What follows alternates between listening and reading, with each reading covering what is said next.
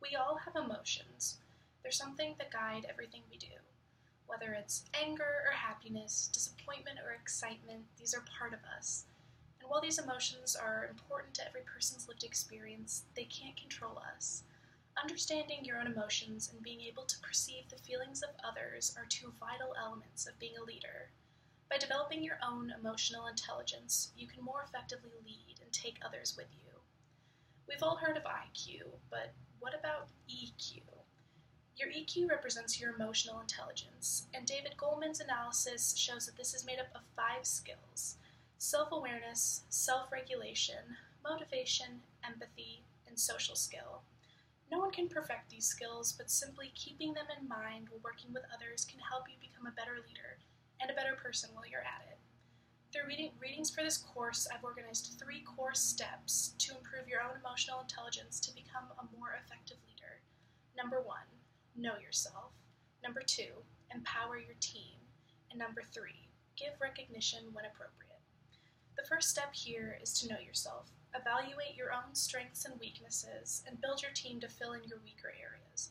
You're not perfect and no one expects you to be. But be open to feedback and welcome ideas that may be out of your comfort zone. When you take inventory of your own strengths and weaknesses, you can allow yourself to be comfortable with the fact that you do have limitations. Number 2, you need to work to empower the people around you. A key reason to empower your team is to give them internal commitment to whatever project you're working on. When a team member has external commitment, they're simply working to achieve what's expected of them. They do what they're told, and they work to achieve goals given to them by their leaders. But when it comes to internal commitment, the results are spectacular. Team members push themselves to define goals in their own terms and work with leaders in order to define benchmarks for success. This form of commitment is much more sustainable long-term and provides intrinsic motivation for team members to keep up their work. And last but not least, in order to take people with you, you need to recognize their accomplishments and provide motivation along the way. People love to be recognized. It isn't a necessity, but it makes people feel good about the work that they're doing and shows that it's seen and valued.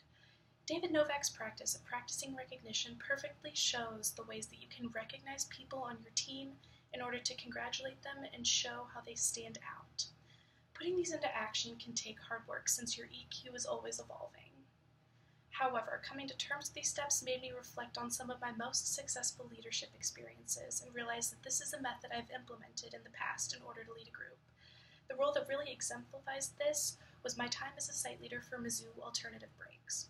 I led a trip with a focus on women's advocacy to Austin, Texas, the spring break of my sophomore year. During the year leading up to the trip, while I was planning and working with my co-site leader, I was learning about my own strengths and weaknesses and how they worked alongside my co's. She was very type A, and I'm very type B. And while I sometimes got frustrated with this difference, I slowly realized that she made up for the areas where I fell short. I was checking in on the ways that I would be a strong leader in our group and making sure that I know where I may need to check in with my co-site leader for assistance. On our trip, I was working with my co-site leader and our 8 participants. We were together 24/7 for a week straight, driving through Austin traffic and working through sometimes difficult conditions. We further promote their internal commitment. We had reflections every evening to talk about the work we did and the larger scale impact it would have after we left. Each night, we were all left feeling empowered and wanting to learn more about the service we were doing. On our last night in Austin, I passed around 10 papers, blank except for each of our names. We spent the night passing these papers around and writing tiny notes on each person's paper discussing our favorite memories with them and the qualities that we loved about them. Reading these notes provided so much recognition and empowered one another without even realizing it. In this example, I practiced these 3 steps of knowing yourself, empowering your team, and giving recognition. This trip was such a success and showed me the ways that I can be a better leader by strengthening my emotional intelligence. Praise of the Incomplete Leader put it perfectly when the authors wrote, "No leader is perfect. The best ones don't try to be. They concentrate on honing their strengths and find others who can make up for their limitations." Thank you.